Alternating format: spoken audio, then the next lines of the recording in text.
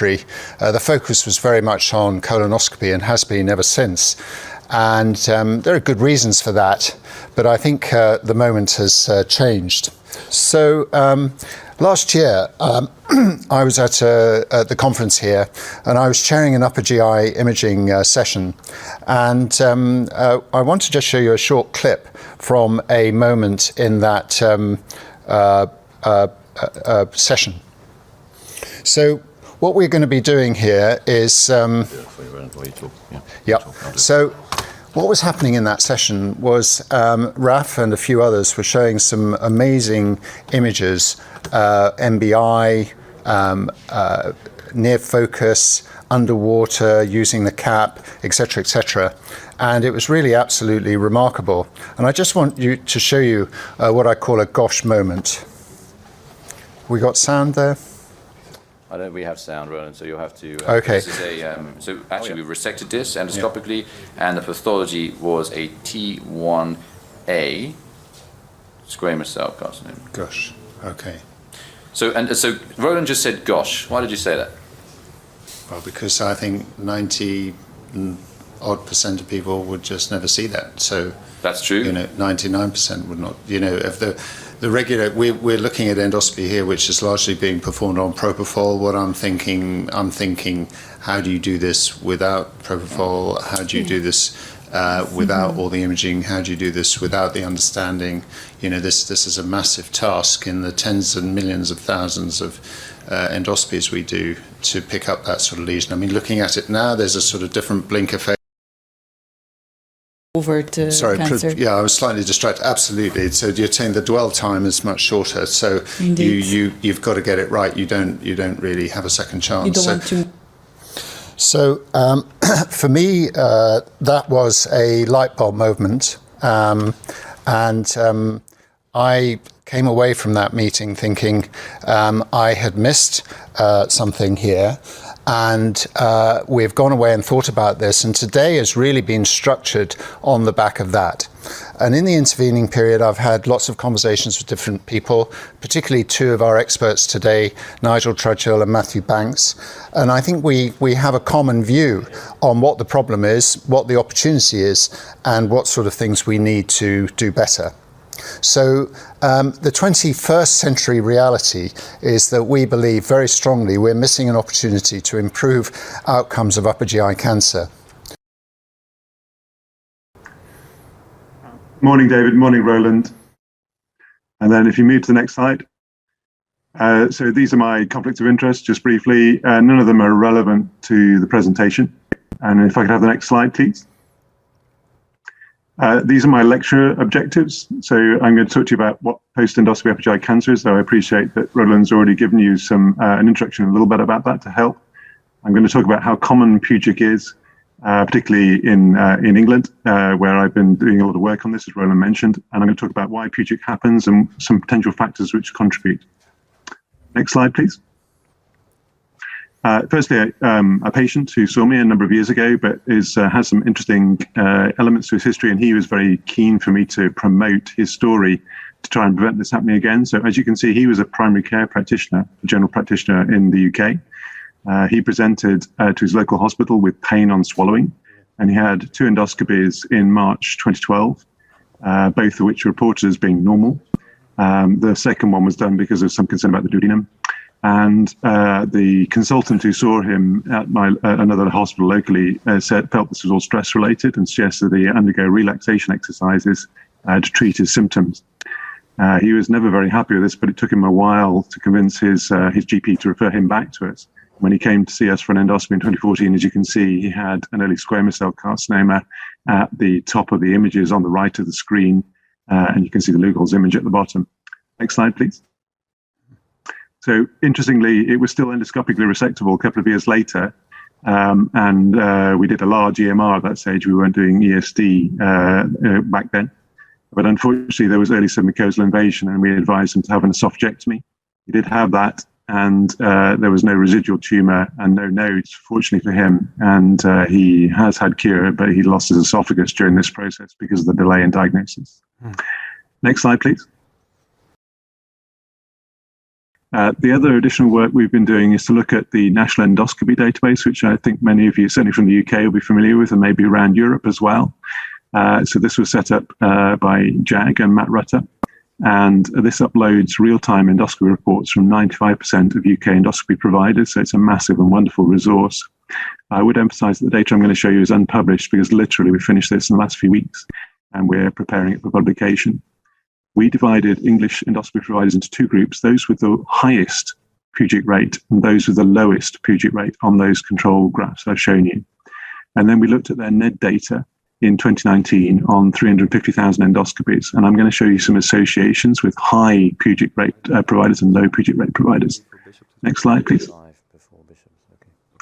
What you can see here is that Roland was referring to this earlier on. If you, in the low Puget rate providers, they tended to do endoscopy on more appropriate patients. And I'm using that term loosely. What I mean by that is patients with either alarm features or patients over the age of 50, where you have more of a chance of picking up malignant pathology.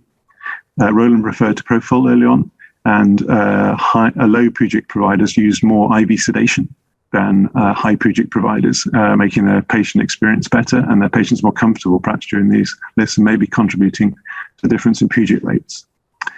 Low Puget providers had formal training lists more than high Puget providers. And also, interestingly, there's this phenomenon of the number of points on the list. This is an English concept. I'll just explain it for you. A colonoscopy means 2 points or half an hour. This is how much time we set on a list. A gastroscopy or an endoscopy, we give 1.2 or 15 minutes, and a flexible sigmoidoscopy, 15 minutes. And so we total up how many lists were going on in the different providers. And what you can see is an average or comfortable list, 7 to 9 points, was more common in the low Puget providers, whereas a list that might be straining the endoscopy staff and the endoscopist, 1 over 9 points, was more common in the high Puget providers. So maybe they're doing some lists that are overbooked, and that's why they're not diagnosing cancer when they should do. This is very interesting. We found that biopsies were more common in the high Puget providers. They were taking more biopsies than the low Puget providers, and we excluded flow tests and things like that. What you can see is people are taking a lot of biopsies. About nearly half of endoscopies were involved with biopsy, whereas only 1% of the endoscopies actually involved a cancer. So we're taking a lot of biopsies from things perhaps that we may not need to, and that might be stopping us actually looking properly during the endoscopy and finding early lesions, because we're spending so much time focusing on other trivial lesions like fundus gland polyps and things. Next slide, please. Today, so Michael, I want to first acknowledge you and that you're here and ask you to take us through how to perform a quality-filled endoscopy with a scope that has maybe a little better imaging than the one John was using. Yes, a little better. Thanks, David. Thanks so much for the kind words. I knew that you and Lob would be together before you knew, in fact. That's definitely not true, but anyway, we can talk about that later. So anyway, we come to the top of the esophagus.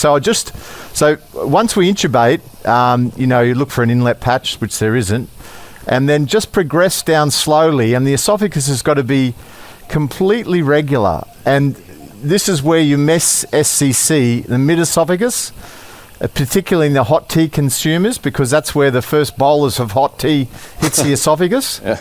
And up the top here, as we heard. And it's disappointing that all these patients that go for laryngectomy don't have a high quality endoscopy before they have their laryngectomy. I think that's got to somehow come into some of the guidelines that you write, Raf.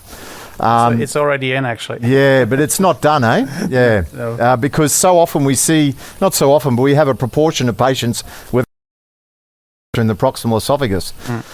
So early. The best opportunity to see the squamous columnar junction, or you've corrupted it by passing the scope, so it will sit. You can freeze it and stare. Look at the image completely, and then advance a little bit further. This gentleman, he's got LAC grade A esophagitis, actually, just there. And you have to be in the mindset and photograph, not biopsy, and that in Nigel's data. I think too often, so if we think that, not this, but if we find something that's suspicious, we would take at least 20 images, so anything you need to take the time. So once you then we see slightly and you get an idea straight away about what sort of stomach you're dealing with. So this is a stomach of a young healthy person, and you can see the same stomach in a 90-year-old person who hasn't had Helicobacter and doesn't have pernicious anemia. So there's no atrophy because we can see the rugal folds are all intact. And as we distend the stomach, you can see the rugal folds persist. So if you see absence of rugal folds and a flat stomach, then you know you're dealing with atrophy through this greater curved gastric body area. We usually remove all the fluid, which I've done, and we put simethicone in the water jet. And I think it's very important that you don't have any bubbles because the bubbles refract the light and it makes imaging very difficult. So we can see that this is a normal stomach. You want to, in your report, I always comment in patients who have atrophy or other problems that the stomach distends. It has normal distension and motility, and that's very important because neoplasia can be subtle and subepithelial. So then we move down slowly, as John demonstrated. We come up to the pylorus. Now we can either go through to the duodenum, but I much prefer actually to spend a moment in the stomach, and we take standardized 8-station standardized gastric imaging. So we do the pylorus, posterior wall, where you can miss neoplasia. Okay, anterior wall, and then incisura. And this is the hot spot. This is where early cancer will occur in those who have H. pylori associated chronic gastritis and gastric atrophy. So you need to image this completely. You need to make sure the folds open out properly. And then we repeat the same in the antrum. We repeat the same using MBI. There's no intestinal metaplasia here, as Raf beautifully demonstrated. And then if you see intestinal metaplasia, then again you know that you're in a high-risk stomach. I agree with the MAP biopsies at the outset, but I think in follow-up you don't want to be doing biopsies all the time because it causes a lot of scarring, and then you end up with a very disturbed stomach that's hard to interpret. And then I like to come back, change back to white light, come back, and then carefully interrogate the cardia. You come up the lesser curved side. The scope is buttressed by the lesser curve, and you can get a good image here of this ulcer here. And you know, and in a, you know, that could be, it's not in this gentleman, but we will take a biopsy, but it could be a neoplasm for sure. That image is non-specific. So we should take a biopsy. Definitely. And then we look again with MBI, and then with near focus. So I might not, I've taken the cap off because I prefer the current cap that you had here is a 4mm one, which is, it cuts your image down. And I like the 2mm, 12mm, 2mm length cap. You virtually can't see it. I think just be gentle and take your time and think to yourself, I'm not going to miss anything. I'm looking for small things and I'm not going to miss them. And it's the same mindset we have in the colon. We want to find the tiniest polyp. And if you just as a point, I don't know, can you look and see how many photos I've taken? I haven't been concentrating, but I'd say it's over 20, but... So take lots of photos. Hey? Michael, we're out of time. Yeah, so 28 photos. So that's like, it's seamless, but you need to do all that.